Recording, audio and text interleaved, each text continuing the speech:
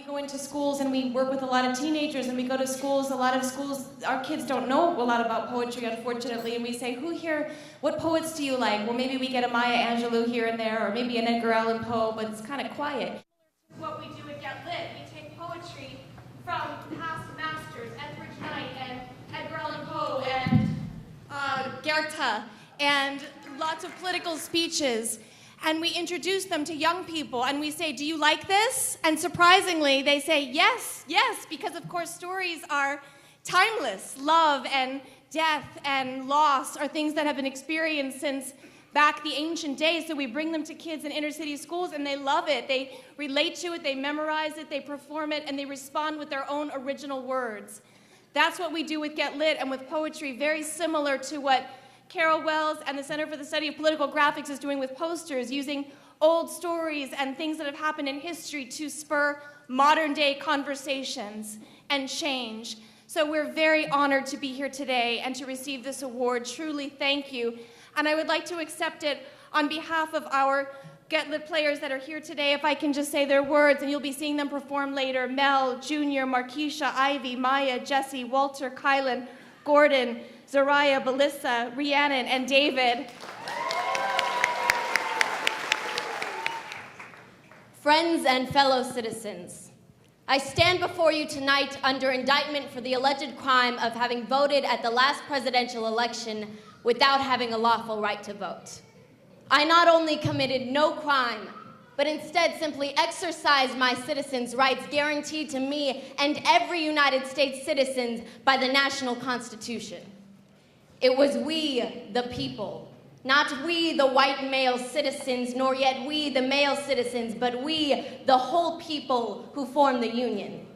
Hence, every discrimination against women in the constitutions and laws of the several states is today null and void, precisely as is everyone against Negroes.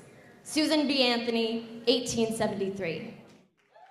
We here highly resolve that the dead shall not have died in vain, that this nation under God shall have a new birth of freedom, and that government of the people, by the people, and for the people shall not perish from the earth. Abraham Lincoln, 1863.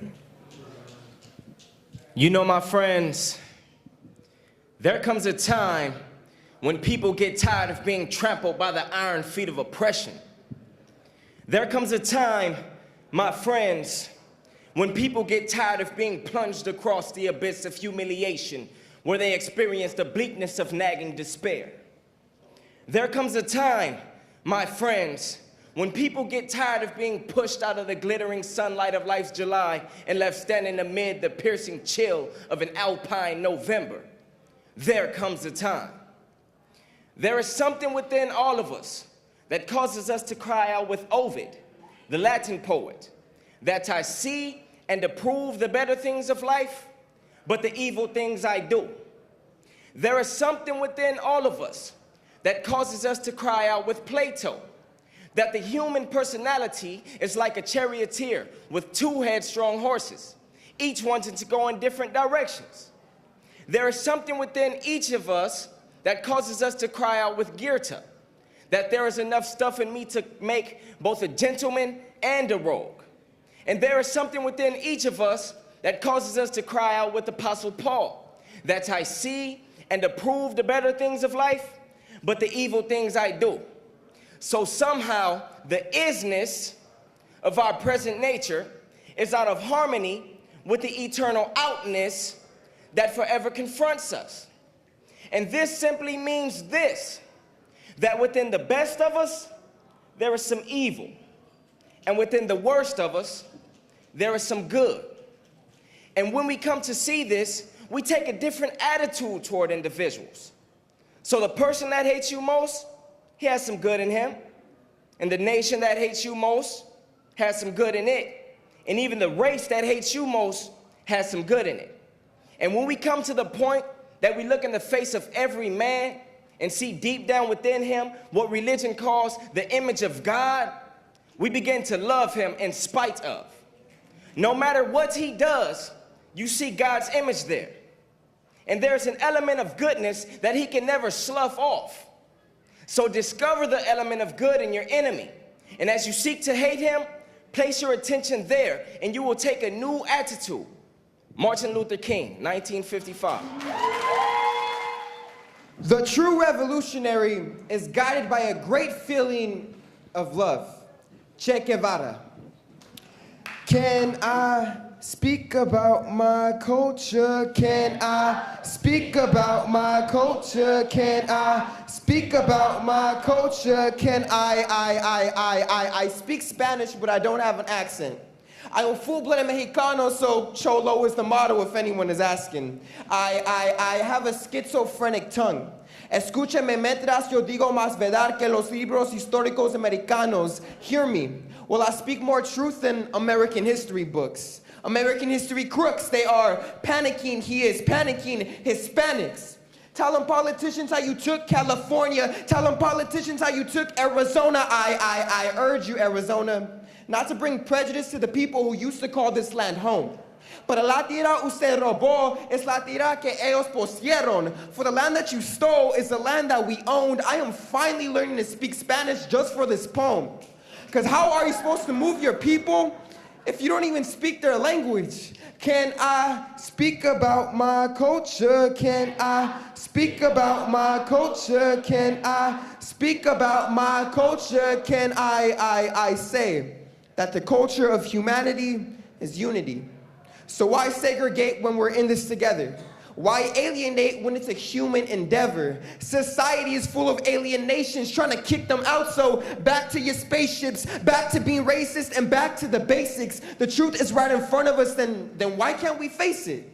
Beauty, wealth, fame, and power, man, it's all overrated. I so lated and I'm so Latin and I'm so hated. The box that we're trapped in divides us in fractions. Take out your tongue, let's speak some actions. Mi lengua es un pulmón que no hay ampliado todavía. My tongue is a lung that hasn't expanded yet. But as I continue to eat my culture, I will never run out of breath. We have brown skin resembling the dirt roads we've been traveling, looking for freedom, but only found a free way. At the end of freeways, we sell dreams in crates while the fruits of our labors are ravaged by greedy mouths. I'm just waiting for the day they bite down on their tongue and spit out the truth. Can I speak about my culture? Can I speak about my culture? Can I speak about my culture? Can I'm not saying Mexicans are special, but I do consider us equal. So when you start attacking my people through the definition of legal, expect a few angry Latinos. Can I speak about my culture? Can I speak about my culture? Can I am tired of being discriminated against. But aren't we all? So tell me I should just get over it. Like the border, like immigration laws, like the DREAM Act. That's like telling Asians to get over the exploitation of opium to build the railroads. That's like telling African Americans to get over slavery. That's like telling Native Americans to get over America. Por que no tengan miedo de recordar. So don't be afraid to remember. Recuerde su cultura. Remember your culture before it forgets you. Now sing with me. Can I speak about my culture? Can I speak about my culture? Can I speak about my culture? Can